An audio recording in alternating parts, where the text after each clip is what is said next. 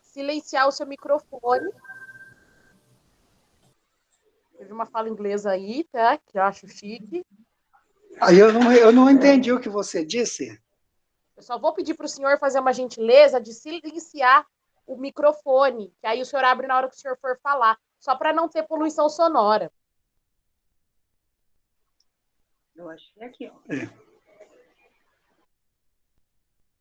Aê! Isso. Boa noite a todos, conselheiros e conselheiras. Vamos dar início, então, à nossa reunião de hoje. A gente tem um convidado também muito especial aqui na nossa reunião do Concult hoje, que é o tio Zé, que assim que a gente conseguir resolver as demandas de hoje, a gente já vai passar a palavra para ele, que ele vai compartilhar com a gente a experiência que ele teve recentemente, né, de participar do programa da EPTV. Renês, por favor. Bom, o item 1 da... Boa noite, tio Zé. Tio Zé, eu conheci ele mais por Giuseppe. A abertura você já fez, a votação da ata anterior, por consenso, ela é deixada de lado, porque o pessoal lê e assina a ata quando vai até a secretaria. E o item 2 seria a proposta de criação da Semana do Orgulho LGBTQIA+, no município, em junho, que é uma proposta do conselheiro Ed. Conselheiro Ed, cadê ele? O Ed, gente, obrigado, Renê. O Ed, ele me mandou uma mensagem que ele teve um problema com a moto dele, e aí ele teve que sair do trabalho a pé, tá sem carona, ainda não conseguiu chegar em casa. Então ele pediu que eu encaminhasse a fala dele até os conselheiros, que é mais uma fala de conscientização e reflexão, tá bom? Não sei se todos sabem, mas agora, dia 28, é o Dia Nacional do Orgulho LGBTQIA+. Ontem nós tivemos aí a maior parada do mundo, que é a de São Paulo, mas foi feita online. O Brasil é o país que mais mata pessoas trans, e nossa cidade nunca teve, né, uma semana para se refletir, se pensar nessa questão de forma efetiva, né? A gente sabe que as discussões são feitas em alguns lugares específicos, mas ela não acontece de forma ampla para o município.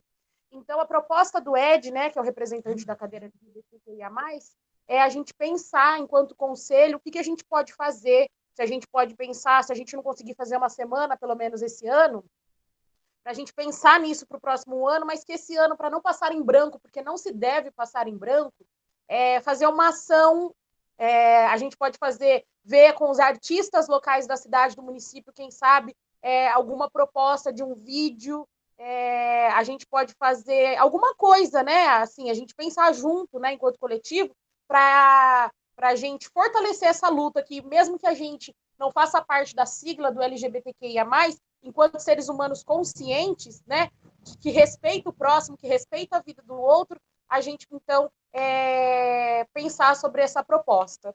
É isso. Alguém gostaria de compartilhar? Eu concordo com você, Jaque. Eu acho que nós não podemos perder a oportunidade de falar alguma coisa sobre isso, porque a gente precisa conscientizar as pessoas sobre essa questão. Eu acho, sim, achei muito boa essa sua ideia de fazer um vídeo, conversar com o pessoal aqui, de ver com os artistas mesmo, de a gente fazer um vídeo e circular aí nas redes sociais. Eu acho muito interessante isso. Muito interessante mesmo. Eu gostei muito da sua ideia. Ô, Jaque, o conselheiro Ed, ele vem ainda para a reunião ou não? Ele confirmou ele avisou que não chegaria a tempo. Que se, caso ele conseguisse uma carona ainda no meio do caminho, porque ele trabalha muito longe, se eu não me engano, Aliança Descalvado, eu não tenho certeza de localizar. Perto do Cuca Frisca. E aí, se ele conseguisse chegar a tempo, ele entraria. Mas, caso contrário, ele pediu para que eu explanasse esse pensamento. Ok. Alguém mais gostaria de falar sobre essa questão? Ô, Jaque, eu acho que é sensacional a ideia. Eu acho que do Concult PF, a gente pode também deliberar para outros conselhos, né? Abraçar essa causa, né? E aí eu acho que a gente ganha uma dimensão, né? Maior, né? Claro que é fantástico essa ideia do conselheiro, E como o Marquinhos também já falou aqui, já dá para fazer uma expressão artística também, voltada a isso. Tem um vídeo, né, que dá para ser feito, e a gente fazer um diálogo com os outros conselhos. Não sei o que os outros conselheiros acham também. Eu tenho algumas sugestões, gente, mas que não passam de sugestões, né? A gente tem professores da Casa da Cultura que são homossexuais, talentosíssimos, que podem falar um pouco desse trabalho, desse processo, da vida deles, que podem compartilhar como depoimentos. A gente tem no museu fotos de carnavais de muito tempo atrás, de alguns travestis, né? Que a gente, naquela época, ainda se falava como travesti, drag queen, que fizeram trabalhos incríveis que a gente poderia, por exemplo, colocar uma exposição online, né? Falar com o Vinícius para fazer essa exposição online dessas pessoas, que não é uma coisa muito difícil de ser feita, né? A gente pode fazer isso, o Galinho, eu pensei nele, a primeira pessoa que eu pensei, Marcos. A gente pode expor arte desses próprios professores, né? E assim, a gente pode pensar em contemplar muita gente. Claro que tem que ser coisas que realmente a gente consiga, que sejam palpáveis, né? A gente não pode. Eu mesmo fico pensando em 1000 possibilidades, mas a gente precisa de coisas palpáveis, realmente, que possam ser feitas. Ô, Jaque, eu tive uma ideia com a sua ideia. Na sua ideia, me deu uma ideia de fazer tipo um mural com personalidades famosas que são homossexuais. Porque aí, sabe, coloca. Às vezes são muitas pessoas que são admiradas, tudo, e a gente acha que não, né, que não é. E aí traz um pouco de humanidade para a questão do homossexualismo. Eu acho excelente também, Tânia. Excelente. O Regis está aqui? Eu não consigo ver que eu estou no celular. O Regis está aqui? Sim, Jaque, estou aqui. O Regis, você acha que seria possível você dispor de um pedacinho lá da SEC para a gente tentar fazer um mural, alguma coisa bacana com alguns artistas da cidade, algumas figuras conhecidas aí para a gente expor, colocar tipo, uma biografia na frente, uma arte, a biografia. Você acha que seria possível? Eu super me coloco à disposição para pôr a mão na massa. Inclusive, estou com saudade, gente. Não, pessoal, eu acho super importante essa pauta também. Durante 2 ou 3 anos seguidos, a gente colocou isso no calendário cultural do município, mas a gente não conseguiu colocar em prática. A gente estava em períodos que não estavam tão favoráveis para a gente conseguir realizar. E aí a gente não conseguiu colocar em prática esses anos que a gente está aqui. Mas a ideia de ter uma atividade, não necessariamente uma semana, mas ter uma atividade que contemple essa comunidade, ela já estava também nos nossos planos. Agora eu acho que a gente consegue fazer alguma coisa e trazer também essa comunidade para conversar. A única coisa que eu ia colocar em discussão também é que a comunidade LGBT ela tem várias comemorações durante o ano. Então, por exemplo, em maio a gente teve uma também, que é o combate contra a homofobia, tem em junho, depois acho que tem em agosto, e se eu não me engano tem outra ainda depois de agosto, que eu não lembro agora de cabeça. Então, talvez seria interessante a gente conversar com eles, com o representante, que é o Ed, e ver em qual que eles se sentem mais representados, né? Eu acho que é eles que têm que dizer para a gente em qual é a data que eles se sentem mais representados para a gente comemorar, né? E comemorar, que eu falo, fazer atividade, né?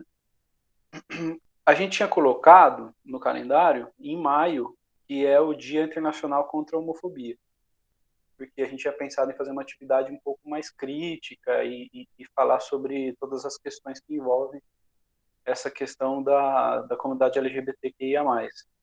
Mas acho que como a gente tem um representante aqui no conselho dessa cadeira, ninguém melhor que ele para dizer em qual é o dia que eles se sentem mais representados, né?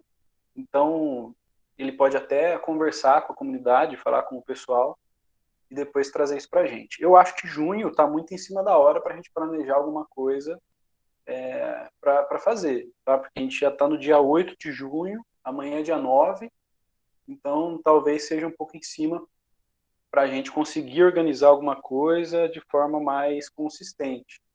Então, talvez esse ano a gente possa escolher outra data que tenha a ver com a temática e fazer essa atividade mais para frente, e aí a gente ter mais tempo para pensar as ações e não fazer muito assim no susto, né? Porque eu acho que é uma coisa que merece aí ter a nossa atenção para ter uma atividade bem bacana. Não sei o que vocês acham sobre isso.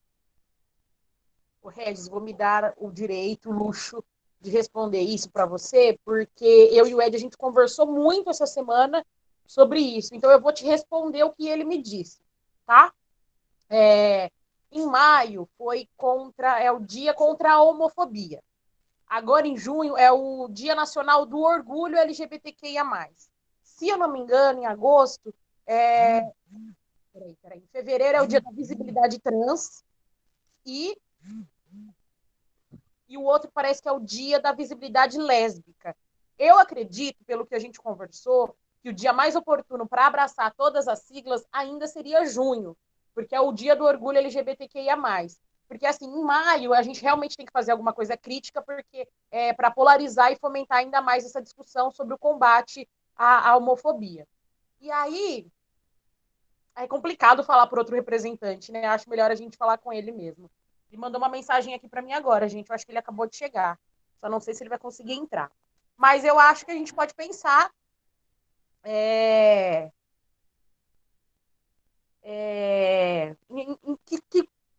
a gente consiga fazer um vídeo, por exemplo. Simples, sabe? Mas eu acho que era super importante não deixar passar em branco. Eu realmente ainda sou a favor de fazer alguma coisa para contemplar essa galera, assim, essa comunidade. Eu acho que ele pode falar para a gente depois, se ele entrar agora também, falar sobre isso. Mas eu já adianto para vocês, gente, que eu não tenho como fazer alguma coisa nesse mês agora, tá? Porque a gente acabou de terminar a mudança do arquivo, agora o prédio da antiga estação está pronto e a gente vai começar a mudança do museu, montar a exposição. Então, assim, como a nossa equipe é muito reduzida, eu não consigo parar para pensar agora uma programação para daqui 15 dias, entende? Eu acho que se vocês do conselho quiserem fazer alguma coisa, se organizarem para fazer, eu dou o apoio que vocês quiserem fazer, posso falar com o pessoal da comunicação, se for um vídeo, precisar de edição, alguma coisa, e eu posso dar o apoio. O que eu não posso garantir para vocês é que nós, da Secretaria de Cultura, vamos conseguir entregar alguma coisa para vocês nessa data em julho, tá? Então, ô Marquinho, com certeza, toda ajuda é bem-vinda, viu? Então, assim, eu estou jogando a real para vocês aqui, sendo muito aberto, porque eu não consigo falar para vocês agora, vamos fazer, e aí eu tenho certeza que eu não vou conseguir dar conta. Então, se vocês quiserem que a gente faça mesmo uma programação bacana, do tamanho que a data pede, a gente pode fazer, só que mais para frente, tá? Eu não vejo problema de fazer em outra data, porque, por exemplo, a Semana da Mulher Negra, a gente não comemora no dia da Mulher Negra, porque do dia da Mulher Negra é bem na Semana da Faith. Então, a gente achou melhor fazer em outra data, porque não tem como a gente fazer uma atividade dessa junto com a Faith.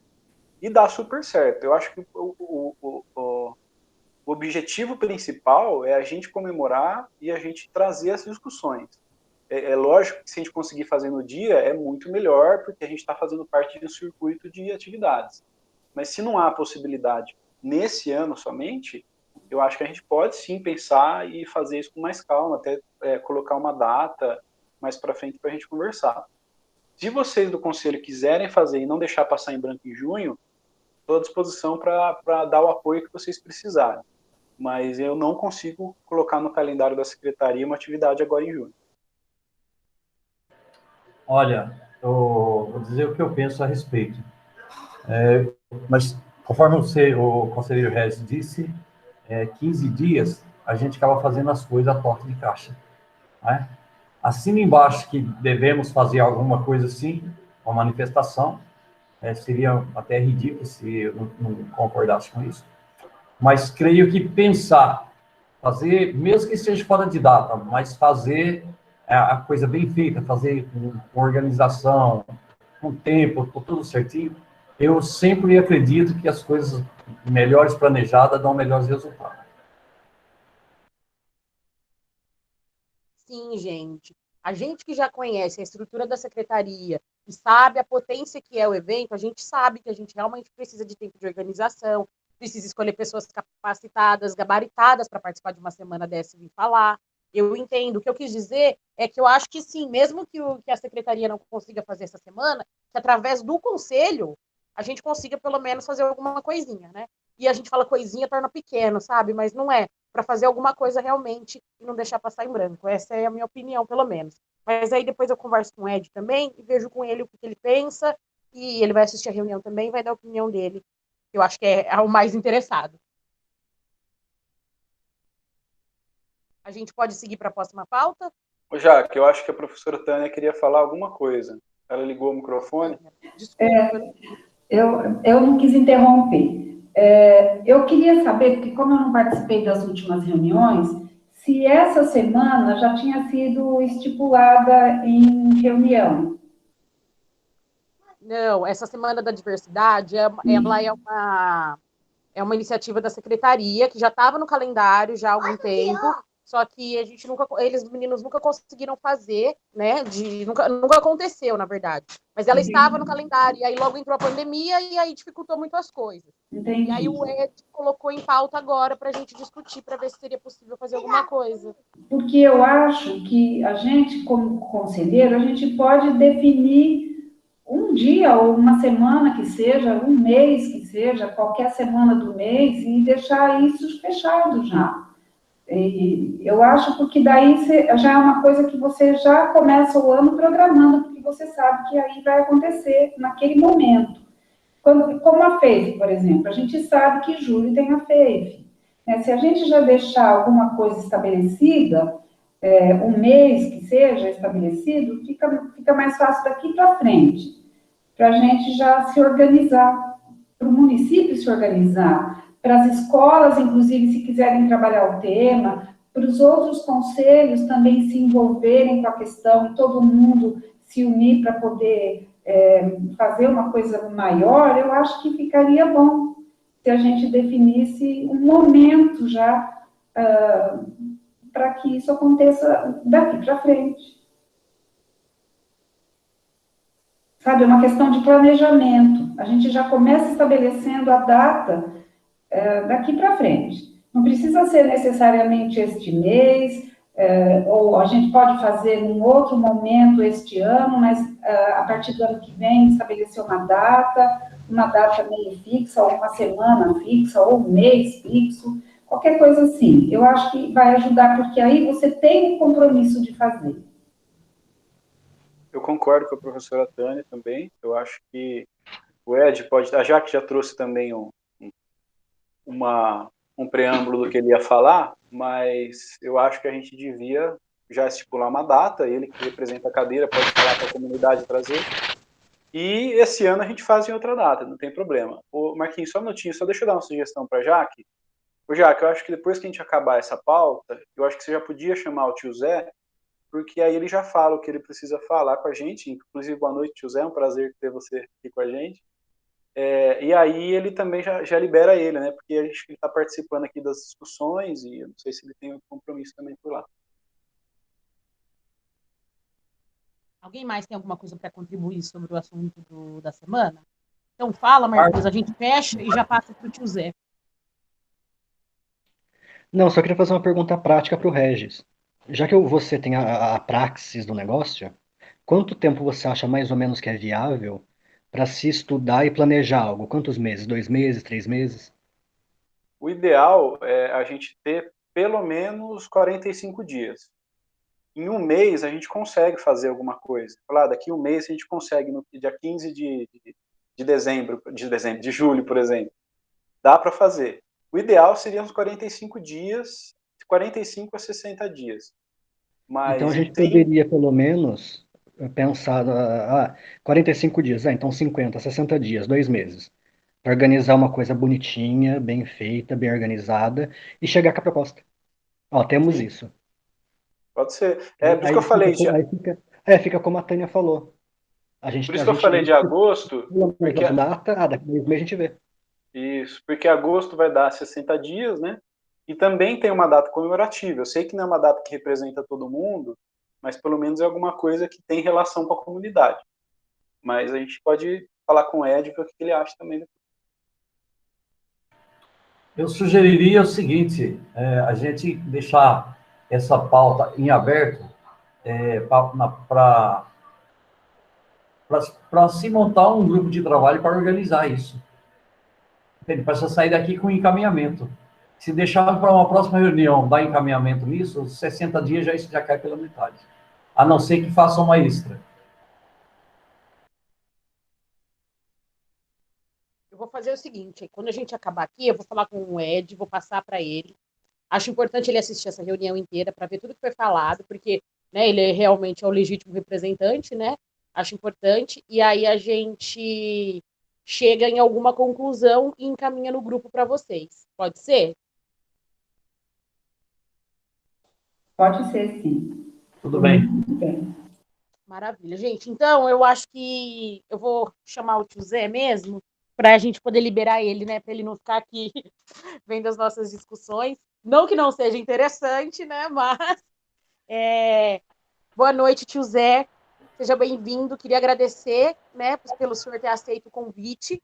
E como a gente já estava conversando no WhatsApp, eu queria que o senhor contasse para a gente um pouquinho, o senhor que é patrimônio histórico aqui do município, que o senhor contasse para a gente como que foi essa retomada, as telinhas, que ele está muito chique, né? Fez uma matéria aí com o EPTV. E sabe o que ele falou para mim?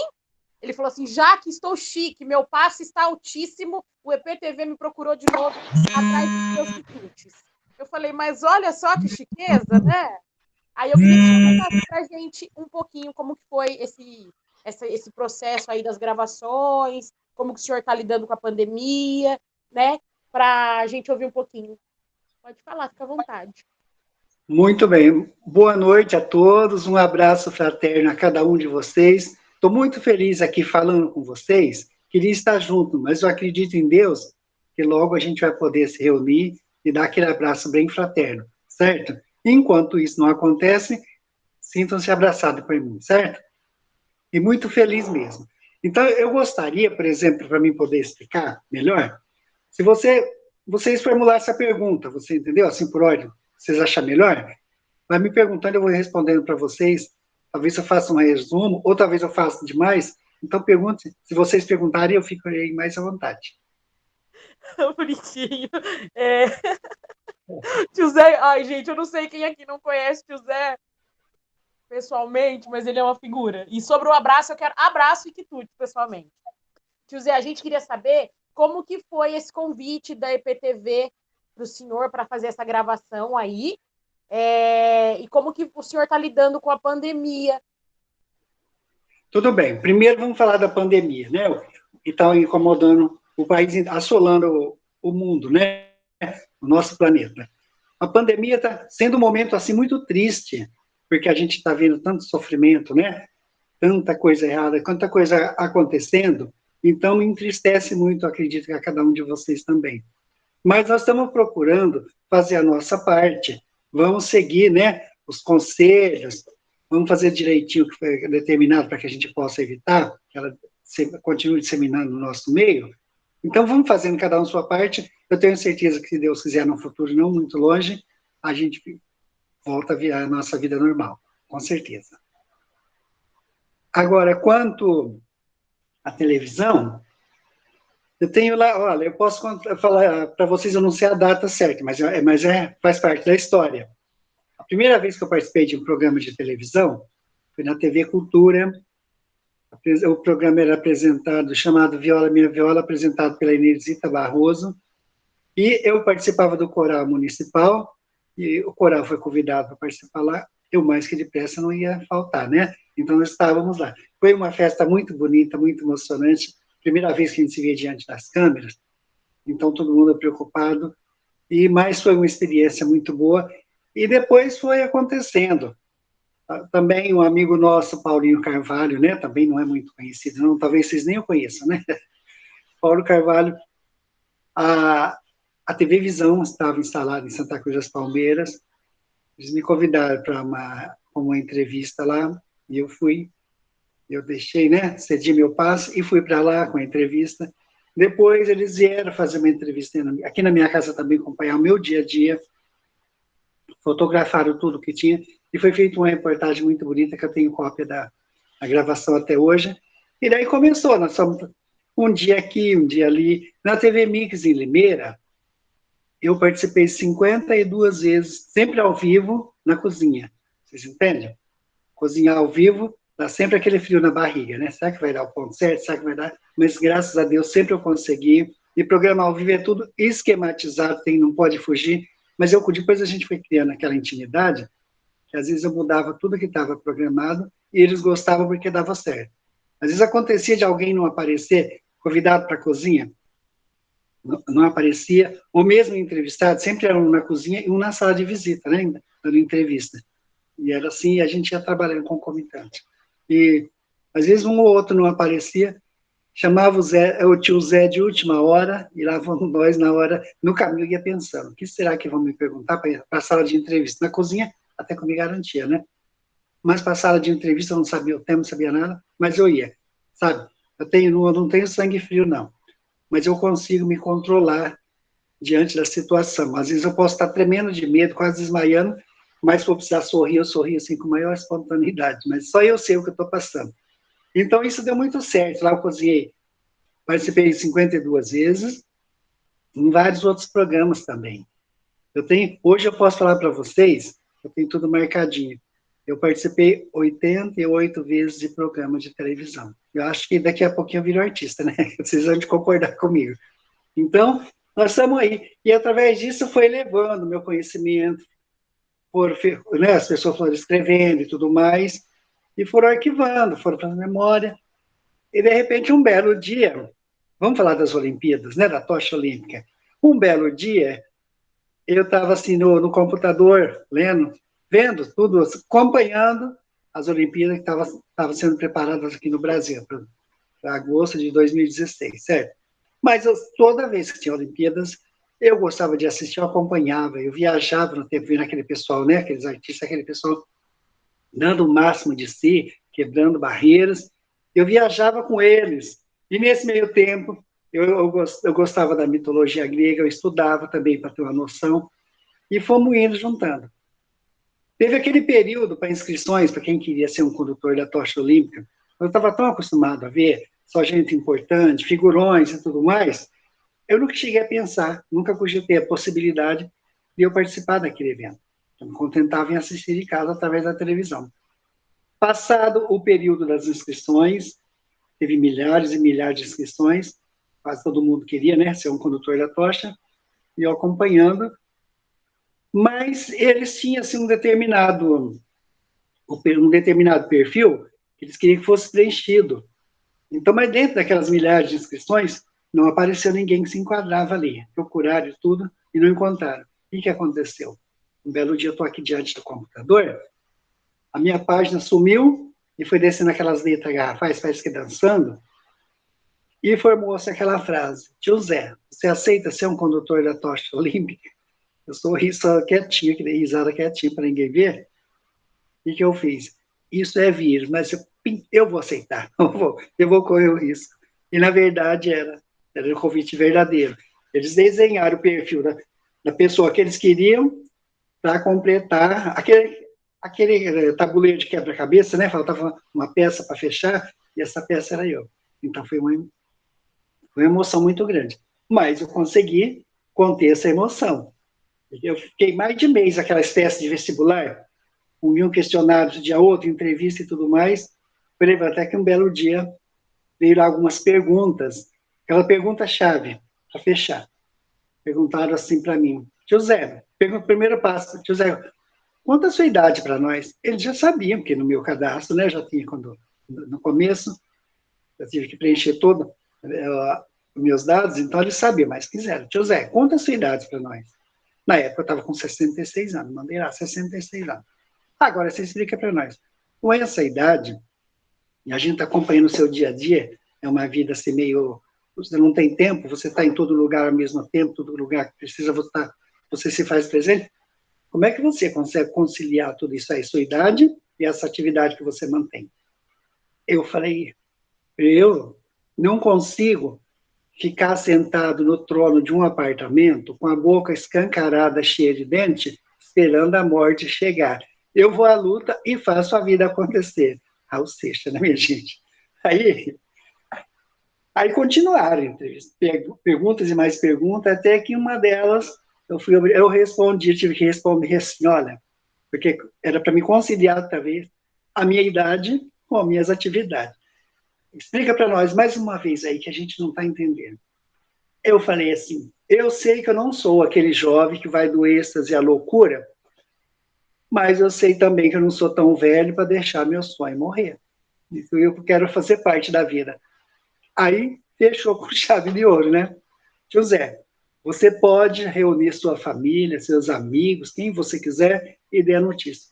Você foi escolhido para ser um condutor da tocha olímpica. Aí, então, depois de mais de 30 dias, é que eu contei para minha família que havia sido escolhido.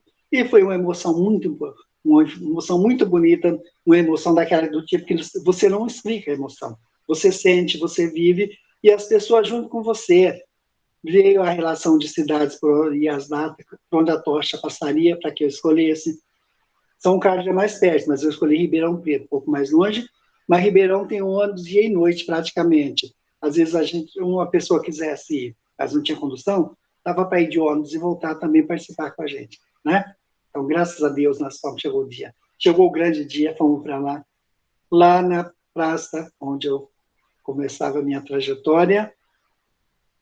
Estava já cheio de gente, convidei um amigo, ele foi com o berrante, aquele senhor dono da cervejaria 24 horas, né? Ele foi com a sanfona, então na hora foi aquela emoção, ele solando a música Menino da Porteira, e o nosso amigo Bala de Prata, com o berrante, fazendo toda aquela cobertura. Foi uma noite memorável, daquela que, sabe, aquele divisor de água na minha vida.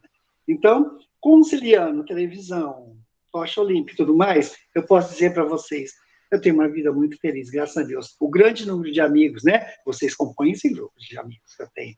Então, eu posso dizer que sou imensamente feliz nisso. Então, eu falei um pouquinho mais, vocês podem perguntar e vamos diretamente aquilo que vocês realmente querem saber, que eu vou procurar responder. Ai, que bonitinho, gente, gracinha. Tio Zé, a gente não vai tomar mais o tempo do senhor. Viu? Até 9h30 eu estou por conta de vocês. Se precisarem, claro. A gente sabe que o senhor gosta de uma resenha, né, tio Zé? Mas a gente não vai tomar mais o tempo do senhor para a gente poder dar andamento aqui na reunião. Eu queria muito agradecer a participação do senhor por ter aí, né, se disponibilizado a vir aqui falar um pouquinho, né, do que o senhor anda aprontando aí, que, como o senhor disse, está muito chique, já vai virar artista, que eu acho que o senhor já é artista há muito tempo, porque artista faz arte, né, e o senhor, a gente sabe que faz umas artes muito da gostosa aí. Minha mãe falava que eu era arteiro quando eu era moleque. Ai, que delícia. E é isso, então, muito obrigada pela presença do senhor. Se o senhor quiser continuar com a gente aqui, participando da reunião, a gente vai... Ai, meu Deus. Minha tela travou aqui. A gente vai continuar... Você está me ouvindo? Estou sim, vocês estão me ouvindo? Sim. Eu acho que o tio Zé podia, só para finalizar a participação dele, falar dessa última experiência, né? Que eu fiquei curioso aí para saber, acho que os outros conselheiros também. Dessa última experiência aí que ele participou no programa da IPTV e falar como que foi. Aí, depois que ele falar isso, a gente libera ele. O que você acha? Eu ia chegar lá, né? Chato. Mas, olha, se me permite, não é a última, não, a penúltima, viu? Depois, no final, eu até conto para vocês. Foi a penúltima até o momento. Então, essa foi uma experiência também aquele sonho que você vem sonhando, vai dormindo, para sonhar com esse que você ia participar, assistia, né, todo sábado pela televisão, aquele horário sagrado, e eu viajava no tempo, estava um dia, eu ainda vou nesse programa, eu já fui em inúmeros programas de TV, como eu falei para vocês, tem um número alto de participações, mas esse eu não tinha ido. Então, e foi indo assim, daquele ali, um belo dia, eles lançaram lá, olha, se você tem uma história de vida, conta para nós o que você faz, o que te acontece, tudo mais. Pode ser que a gente goste da sua história, né? E a gente vai falar pessoalmente com você. Eu contei minha historinha bem simples, bem resumida, com duas, 3 linhas, a gente completa a minha história. Eles ficaram uns 2 dias lendo lá. Aí depois mandaram um aviso que eles queriam me conhecer pessoalmente, né? E antes disso, foram perguntando que era de uma coisa também, eu fui respondendo. Aí perguntaram se eles poderiam vir aqui, se eu toparia preparar alguma coisa para eles, que eles já tinham estudado a minha vida também através da internet, sabia muito sobre a minha vida, se eu toparia preparar alguma coisa para eles que eles pudessem filmar. Eu falei, topa, pode vir, escolha a data e horário, né? Com exceção da terça-feira eu não posso, então pode escolher qualquer dia. E foi uma experiência muito bonita, um pessoal muito bom, muito simpático. Eles queriam saber como era o tio Zé, o dia a dia do tio Zé. Não era só aquilo que eu contava, eles queriam ver, participar. Então, o que nós fizemos? Marquei encontro com eles, marcado o horário, fui encontrar no ponto-chave na cidade, né, onde eu tinha uma clientela muito boa, e dali nós fomos parceiro, eu fui indicando, né, ali eu tenho cliente, aqui eu tenho cliente, eles queriam saber como era o meu jeito de vender meus produtos, como era a minha recepção, o meu comportamento junto com as pessoas, e se havia empatia entre tio Zé e os clientes, além de, né, de uma grande amizade que a gente tem com todo mundo. Andamos pela cidade, quem viu a reportagem, fomos dar uma volta na praça, na matriz, entrevistar algumas pessoas, aí, mas você percebia que aquilo já estava visível, já eram umas 10h30, a apresentadora não via a hora de vir para casa. Ela queria ver eu cozinhar, mas não só para ver eu cozinhar e gravar, mas ela queria comer, que já estava com fome, sabe? Foi uma delícia cozinhar com eles, participar. Depois que terminou tudo, saiu do ar, aí então, vamos correr para o abraço, né? Aí você vê como é que o povo da televisão não é aquela finesse que a gente vê no dia a dia, não. Isso eu já vi em outros programas também. Aí todo mundo esquece aquele jeito, aquele, né, comportamento, desce do salto e vamos correr para o abraço. Foi uma festa muito bonita, muito importante, e eu estou muito feliz com isso. Aí eu ainda estou vivendo aquele, sabe, sentindo aquela emoção, porque eu vou para a cidade toda terça-feira entregar meus produtos, eu não posso ficar sem meus amigos, né? Eu também preciso para trabalhar um pouquinho extra. E vamos lá, e cada lugar que eu chego tem sempre uma entrevista, alguma coisa, um comentário. Isso vai alimentando a gente. Isso é muito bom, vai enriquecendo, e estamos aí. E na semana passada, eu comecei a lembrar, 2 semanas atrás, comecei a lembrar da fazenda onde eu fui criado. É lá que está todo o mistério. Lembrei de minha avó e minha mãe, elas tinham aqueles fornos de barro, né, aquecido a lenha, elas faziam uns pães, umas roscas daquelas de parar o trânsito. Eu lembrei a receita da rosca, porque a gente estava sempre junto, ajudando, e mandei ver. Fiz umas roscas bonitas, ficaram até gostosas, gente. E fotografei e publiquei. E foi parar em São Carlos, né? Na IPTV São Carlos. Ora, mais caminho que vieram de Campinas. E agora, São Carlos, que recebeu a receita, descobriu a rosca, e mandaram. Antes de mandar para mim, eles apresentaram na hora do jornal, acharam a rosca muito bonita, e mostraram para o povo, através na hora do jornal. E depois, no dia seguinte, a moça perguntou se eu não toparia preparar a receita, o passo a passo, ensinando o pessoal em casa também a fazer, que eles acharam que valeria muito a pena. Então, no dia 10, não, hoje é 8, né, no começo, na segunda, 10 dias atrás, na segunda-feira, eles apareceram aqui para a gente gravar aquela receita da rosca. Por isso que eu disse, aquela reportagem que vocês assistiram não é a última, é a penúltima. Então, nós já temos uma reportagem gravada também com a IPTV, eles estão cuidando e estão vendo o momento certo para que eles apresentaram para o público também essa receita do tio Zé. O importante é que eu ouvi, e também eu já percebi, sempre que tem uma situação difícil, tá, alguma coisa, algum comentário, alguma notícia tá distraindo a atenção do público, o que eles fazem? Eles vão nos arquivos e veja aquelas pessoas que eles sabem que conseguem apresentar seu produto, seu trabalho, seu carisma, e eles vão atrás para poder contrabalancear a situação. Então, que nós estamos vivendo um momento aí depressivo, não é? Vamos mostrar uma receitinha bem feita, elaborada, daquela que dá água na boca, que dá vontade de você comer, você fazer. Então, eu acredito que a partir daí é que eles estão programando. E está valendo a pena viver a cada momento, viu, gente? Só o carinho de vocês. Estou sentindo aquele calor humano que emana de vocês. Pode ter certeza, eu estou muito feliz de participar com vocês. Uma pergunta? Estou livre para responder, mas alguma pergunta, se fizer necessário. Quando é que o senhor vai fazer aquela queijadinha de novo para nós no sarau? No sarau. Vamos fazer um sarau lá, né, Regi? Futuramente, passar a pandemia, comer uma queijadinha daquela. Eu posso fazer assim, virtual, pode ser no momento, mas a gente pode combinar. Eu faço um dia, marco um lugar, eu passo lá, deixo. Se vocês não tiverem, quem tiver já vai adiantando o expediente. Mas eu faço. Vou votar, hein? É? Eu não entendi o que você disse, Jaque. O senhor falou que só vai comer quem tiver. Eu já estou falando que eu vou estar, uai. Isso. Tendo alguém lá, por falta de público, né? Eu também participo, eu também dou umas bocadinhas naqueles bons bocados, até eu gosto, viu? Mas eu tenho certeza que em breve a gente vai ter oportunidade para reviver tudo isso, viu? Certo? Certíssimo, tio Zé. Tio Zé, muito obrigado mais uma vez pela disponibilidade do senhor. Vamos liberar o senhor já para a gente poder dar andamento aqui na reunião. A gente vai marcar, assim, com certeza não faltarão oportunidades, né? Para o senhor participar mais vezes com a gente aqui no Sarau também, online. E aí, para a gente manter esse contato frequente, né? Para a pandemia não afastar ainda mais as pessoas umas das outras. Muitíssimo obrigado. Falo por mim, por todos os conselheiros aqui. Mais uma vez pela presença do senhor e uma excelente noite, viu?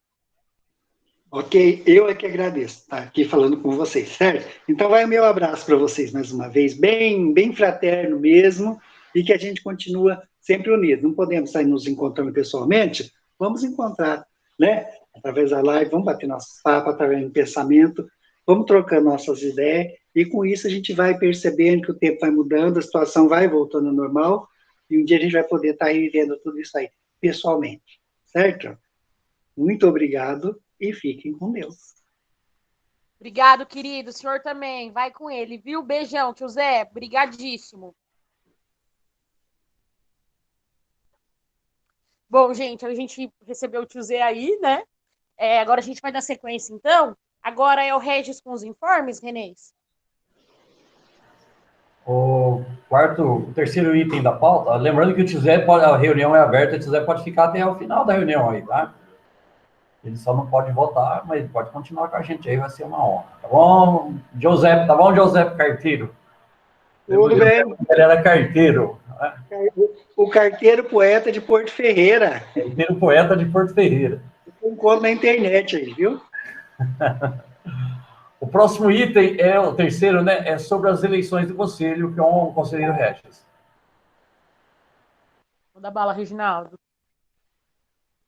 Gente, não tem muita coisa para falar nesse assunto, né? Só que a gente está ainda com inscrições abertas. A gente prorrogou lá no grupo também, porque não tinha nenhuma inscrição feita ainda daquelas cadeiras que a gente tinha disponível. Então, até dia 13 a gente tem aí o prazo para as pessoas se inscreverem. Por enquanto, nós temos 4 inscrições. 2 para a cadeira da dança, uma para a cadeira do LGBT e uma para organizações religiosas. Então, isso quer dizer que a gente vai ter eleição. Então, o Felipe Lamelas já se programa aí e se organiza para ter eleição, pelo menos para uma cadeira a gente vai ter que fazer eleição, que é a cadeira de dança, que tem aí 2 chapas, tá? Eu ainda não vi ainda lá com o pessoal se a documentação está tudo certo, se eles mandaram a documentação certa, mas isso a gente faz depois que todo mundo, depois do prazo, né? Então, na segunda-feira que vem que a gente vai abrir aí os e-mails com as documentações para conferir se está tudo certo.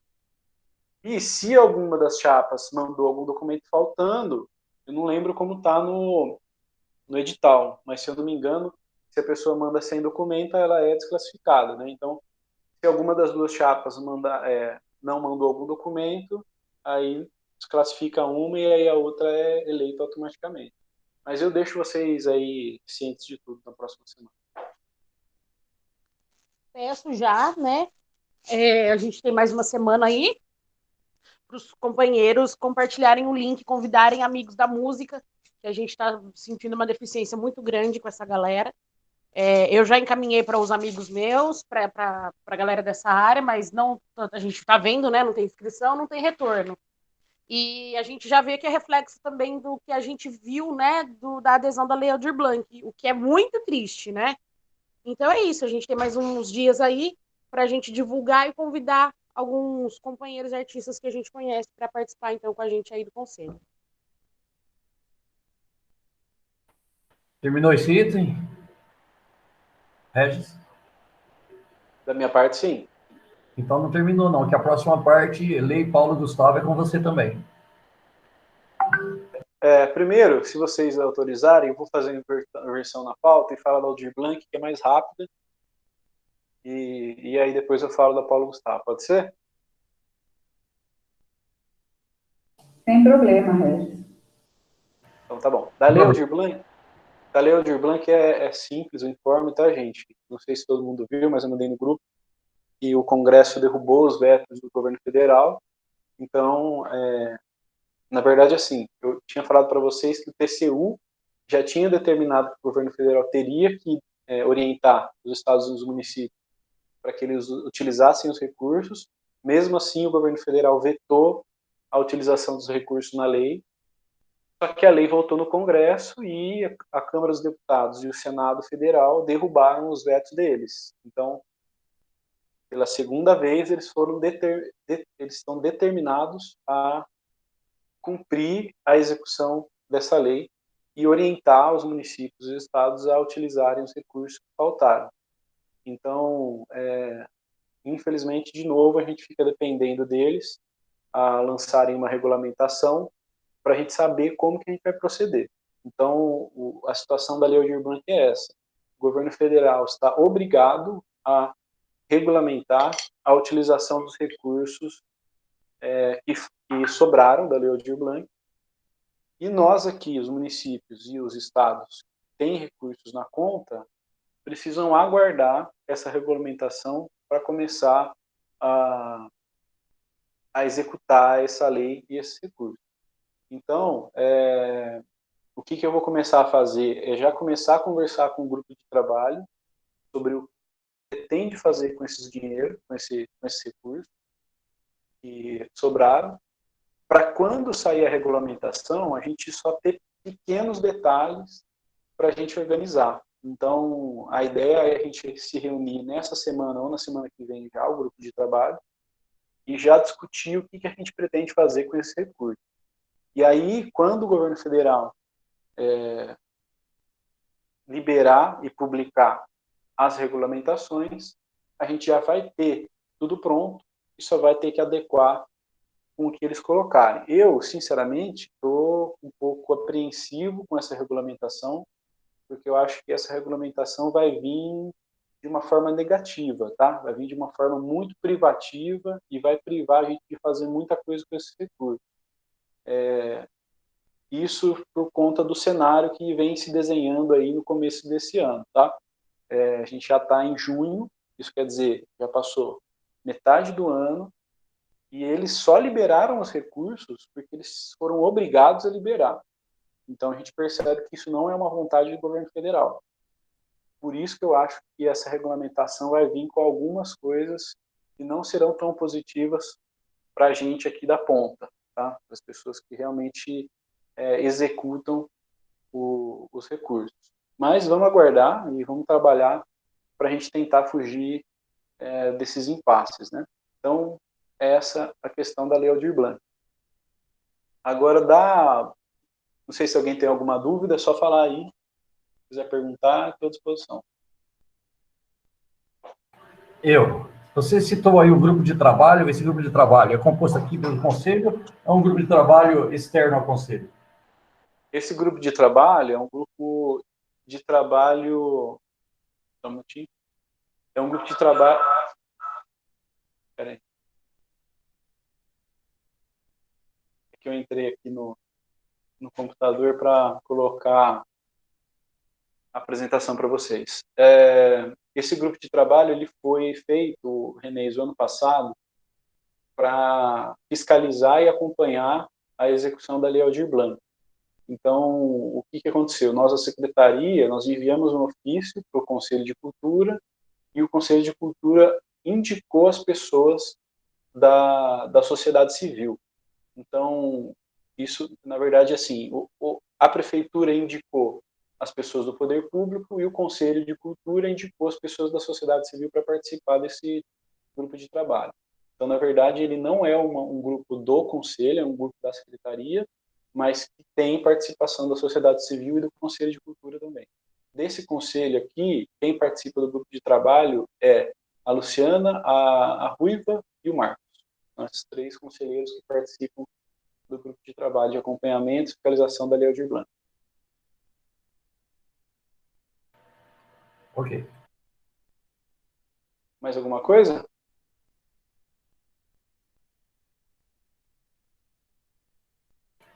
Da minha banda, não.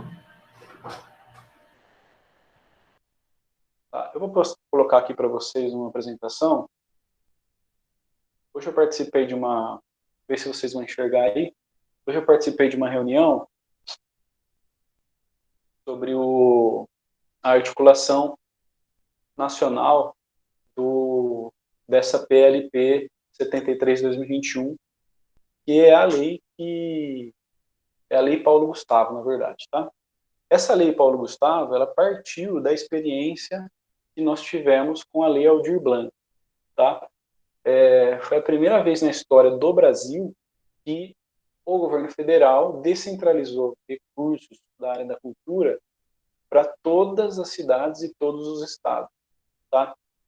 Quando eu falo descentralizou para todas, é todas que quiseram receber, tá? Porque tiveram, por incrível que pareça, teve municípios que não quiseram receber esse recurso, tá? Então, alguns municípios não receberam, mas foi a primeira vez na história que o governo federal centralizou tantos recursos para a área da cultura e com uma autonomia relativamente alta para executar esses recursos. Então, a Lei Paulo Gustavo, de apoio ao setor cultural, veio com essa intenção de deixar essa política pública de cultura permanente, não só na pandemia, mas trazer uma política pública de descentralização dos recursos para sempre. Para sempre que eu falo é assim, a partir do momento que aprovou a lei, o governo federal tem que cumprir, e aí todo ano ele descentralizaria recursos para as cidades e para os municípios. Tá? Então, eu vou ter aqui, é um slide pequeno, mas é meio comprido, então para não tomar muito tempo, eu vou passando e vou para as partes mais importantes. Aqui ele só falando dos objetivos, né? E aí ele vem e fala dos recursos do Fundo Nacional de Cultura, e olha, só esse ano o superávit financeiro do Fundo de Cultura é de 3,8 bilhões. Então tem 3,8 bilhões de reais no Fundo Nacional de Cultura parado, e a gente aqui precisando de dinheiro, né? Então, assim, essa lei vem para regulamentar isso e trazer a descentralização dos recursos para cidades e municípios, estados e municípios, tá? Bom, olha, então aqui é importante. Só vai conseguir receber recursos os municípios e estados que tenham uma porcentagem pronta do Sistema Nacional de Cultura. Então, eles vão ter que estar, pelo menos, com algumas coisas do Sistema Nacional de Cultura prontos, que é o quê? Os conselhos, os planos e os fundos, tá? Então, isso, o que falta para a gente aqui, na verdade, só é o Plano Municipal de Cultura, que já está em andamento também, em fase de finalização. Então, para a gente vai ser mais fácil. E aí, outra coisa legal, obrigação de promoção, de discussão e consulta junto à sociedade civil sobre os parâmetros de regulamentos, editais, chamadas públicas, prêmios ou qualquer outra forma de seleção. Então, os estados e os municípios vão ser obrigados a constituir fóruns de discussões antes de lançar os editais. Então, aqui em Porto Ferreira, a gente já fez isso, já viu que dá certo, mas isso vai ser uma política permanente dessa lei também. E aí a previsão de contrapartida de recursos por parte de estados e municípios.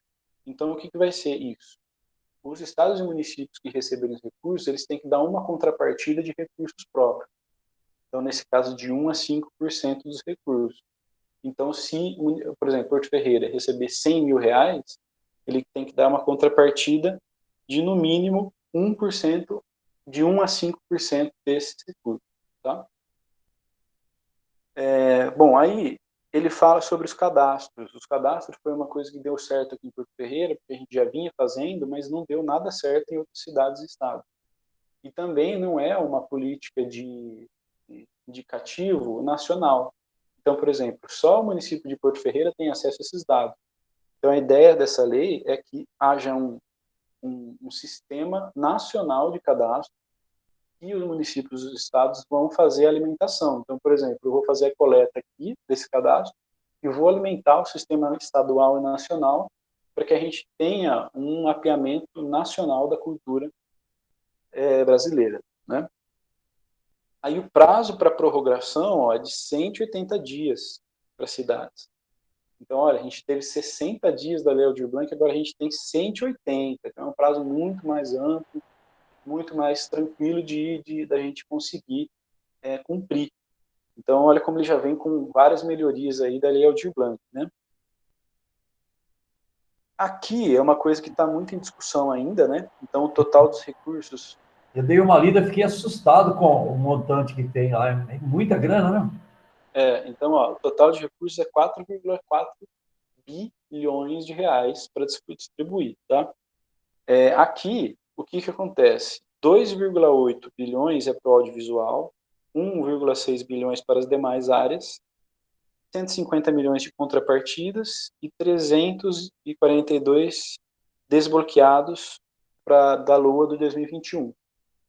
Isso que está sendo muito discutido é essa parte que por que o audiovisual tem mais recursos e as outras áreas, tá? Está em discussão muito isso, eles têm as justificativas deles e as outras áreas também têm a justificativa deles, então ainda está em discussão essa parte, tá? O grande motivo para isso, na verdade, é que eles dizem que os custos para você produzir o material audiovisual é muito mais caro que outras modalidades. É muito questionável, né? Apesar de eles terem razão em alguns parâmetros, mas há muitos questionamentos quanto a isso, tá? Então, isso ainda não está decidido nesse projeto de lei. Aqui, ó, eles falam, ó, por que o audiovisual tem mais recursos? Do total de 3 milhões, 3,8 bilhões de superávit financeiro do FNAM, 2, são relacionados ao fundo do audiovisual. Então, é por isso também. Eles falam que a maioria dos recursos do Fundo Nacional de Cultura é do fundo do audiovisual. Então, eles não querem perder esse dinheiro para outras áreas, né? Um pouco de egoísmo, eu acho, nesse período de pandemia. Mas tem um pouco de sentido, não só da parte de ter uma empatia com as outras áreas, mas a questão jurídica também. Eu não sei se é possível eles tirarem do fundo do audiovisual e investir em outras áreas. Então, tem essa questão que está em discussão também. Bom, aí isso é importante, ó. As 3 linhas de apoio da Lei Paulo Gustavo são editais de apoio à produção de audiovisual, editais de apoio a salas de cinema e editais de apoio à captação em audiovisual, cineclube e mostras de festivais, tá? Essas aqui, daqueles recursos de apoio do audiovisual. Então, eles vão deixar definido para qual parte aqui se encaixa melhor nos estados e municípios, e aí eles vão, aqui no âmbito local, a gente vai decidir qual que é o mais que tem mais a ver com as nossas características, né? Depois eu vou mandar isso para vocês, acho que a Jaque até mandou um documento para vocês lerem, porque eu não vou falar tudo, porque senão vai ficar muito extenso. E como é um documento que ainda não está definido, não adianta a gente ficar discutindo aqui tudo isso e depois ter alguma mudança. Bom, aí aqui, ó, são o que a gente pode utilizar, com que a gente pode utilizar os recursos fora do audiovisual agora, tá? Então, ó, editais para espaços, iniciativas e atividades culturais, tudo que tinha no inciso 2 e 3 da Lei Aldir Blanc. Então, aquele inciso 2, que para espaço cultural, inciso 3, que era para editais, está incluso aqui. Manutenção de espaços caracterizados como subsídio mensal, com valor e período de concessão definidos pelo ente federado. Mesma coisa, tá? Daquela que subsídio para espaços culturais da Lei Aldir Blanc. Vedada a utilização dos recursos do artigo 8 para ações voltadas ao setor audiovisual. Então, aqui, por exemplo, esses recursos de 1 bilhão é meio confuso. Então, 2,8 bilhões é só para audiovisual. E esses outros 1,065 bilhão, ele pode ser para todas as outras coisas que não sejam audiovisual. Salvo a live, gravação de espetáculo e disponibilização na internet, porque aí tem toda a questão da pandemia também. E aí o prazo de execução é até 31 de dezembro de 2022, essa primeira parte. Então aí os municípios têm, depois de aprovado e receber o recurso, 180 dias para programar e depois para executar até 31 de dezembro de 2022. Então um prazo muito mais amplo e muito mais coerente com a realidade da pandemia, né? E aí o prazo de prestação de conta vai até 31 de agosto de 2023. Então, é muito mais tranquilo essa questão do prazo, sabe? A Lei Aldir Blanc veio com uma questão de prazo muito pequena, e aí a gente teve vários problemas, agora está tendo que prorrogar o prazo e tudo mais, e essa lei, então, já vem com uma experiência muito mais formulada, né? Deixa eu ver aqui o que mais tem. Ô, Regis, Oi, pode falar. mas creio que a Lei Aldir Blanc, ela veio aí assim a toque de caixa por ter uma característica de emergência, não? Essa lei aí, eu acho que sendo aprovada e colocada em prática, ela vai ficar aí até sabe lá quando. Talvez A seja lei, essa a diferença, não? a Lei Aldir Blanc, ela precisava ser rápida para executar, para as pessoas receberem os recursos. Mas o problema é que ela foi aprovada sem observar os instrumentos que a gente precisava usar. Então, por exemplo, a gente precisou usar um instrumento da Lei 8666, que é uma lei de licitações, e o prazo mínimo de inscrições é 45 dias. Então, como que eu vou lançar um edital de uma lei totalmente recente, eu tenho 60 dias para cumprir, e o meu edital tem que ficar 45 dias aberto? Isso quer dizer que eu tinha 15 dias para organizar tudo, escrever o edital, fazer as reuniões, falar com as pessoas e lançar um tempo curto ainda, porque aí eu tenho que lançar com 50 dias, porque ainda tem o prazo de recurso depois. Então, esse instrumento que a gente usou, que é o edital de concurso, ele é 45 dias de prazo aberto e mais 10 dias para recurso, 5 ou 10 dias para recurso. Então, eu tenho 50 a 55 dias para conseguir um instrumento, que é o edital do inciso 3, fora o inciso 2. Então, a gente conseguiu cumprir aqui em Porto, porque a gente conseguiu discutir isso antes de receber o recurso. Então, quem estava no grupo de trabalho lembra, a gente começou a discutir os instrumentos que a gente ia utilizar antes de receber o recurso. Então, na hora que a gente recebeu o recurso e começar a contar o prazo, a gente já tinha tudo na mão. Então, foi tudo muito contadinho. Mas é muito arriscado a gente fazer uma distribuição tão grande de recursos federais num prazo tão curto, porque pode haver um erro, alguma coisa, e aí a União vai cobrar de quem? Quem fez, né?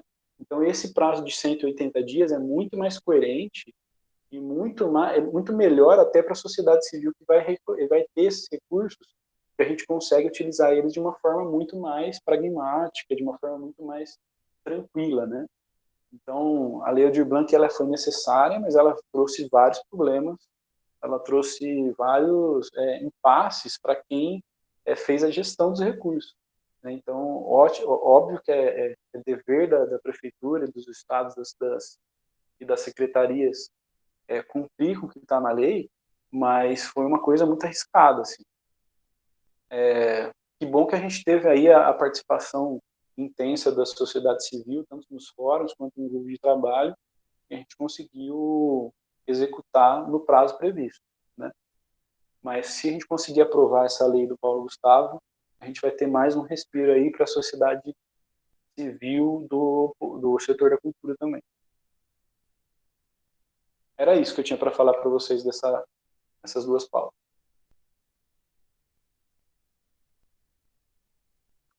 Maravilha, Regis. Muito obrigado aí por trazer para a gente, né? Esclarecer algumas dúvidas. Eu acho que o documento também está lá no grupo para a galera que quiser se inteirar mais sobre a lei do Paulo Gustavo. E o Regis também sempre à disposição aí para tirar as dúvidas da gente. Eu acho que é isso. Senhoras e senhores, palavra livre aberta, alguma coisa?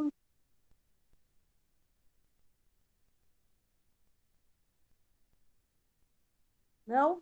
Bom, o Marcos, quer falar? eu ia chamar ele agora. Então, eu vou chamar o Marquinhos, que ele pediu para dar uma palavrinha aqui no final. Marquinhos, com a vontade. Boa noite, gente. Eu queria só fazer o comunicado. Eu conversei com o Regis essa semana e conversei com a Jaque hoje. E para o próximo grupo de trabalho da Lei Aldir Blanc, eu vou me retirar do grupo, porque eu tenho que participar com o projeto. Aí eu vou deixar a documentação toda necessária pronta. Vou ver se eu converso com o Felipe Lamelas, eu deixo lá no grupo, na casa do conselho. E fica disponível para vocês lerem. Marcos, Sim. não estou conseguindo entender nada que você está falando. Não, eu faço parte do grupo de trabalho da Lei Aldir Blanc. Então eu estou me retirando do grupo de trabalho dessa vez, porque eu tenho interesse em participar com projetos referentes à lei. Então eu tenho que comunicar a vocês que não vou fazer minha parte. Beleza. Ô, Marcos, sem problemas, viu? Eu acho. Até a gente até conversou isso ano passado, antes, né? Porque a gente sabe que você tem vários projetos também, mas bacana que você vai participar agora. A única coisa é que aí eu vou precisar da Jaque para ela indicar outra pessoa para entrar no seu lugar, e aí vocês já podem, então, pensando em outra pessoa que queira participar da sociedade civil, e aí substituir o Marcos nessa portaria, tá bom? E aí, se você puder enviar, eu acho que você envia para mim o seu pedido de desvinculação do grupo, e aí eu já faço isso também, já mando ofício para já, e a gente já adianta para seguir nas discussões lá. Sim. Obrigado. Perfeito. Fechou. Obrigado, Zé. E muito obrigada, viu, Marcos, por toda a sua dedicação aí no grupo de trabalho também. Eu sei que você foi bem efetivo e acho super legítimo mesmo que você queira participar também da Lei Aldir Blanc, participar como artista. Acho extremamente importante e necessário. Com certeza, viu, gente? O Marquinhos, ele contribuiu muito, principalmente na questão jurídica, junto com o Lucas, que é o procurador lá do município. Então, ele veio com muitas ideias aí, muitas coisas que ajudou a gente a executar. Então, obrigado aí pela participação. É legítimo, como a Jaque e o Alexandre falou também, que você queira sair, porque você faz parte da sociedade civil, das artes visuais, e a gente vai lançar um edital muito bacana aí. Espero que vocês vão gostar.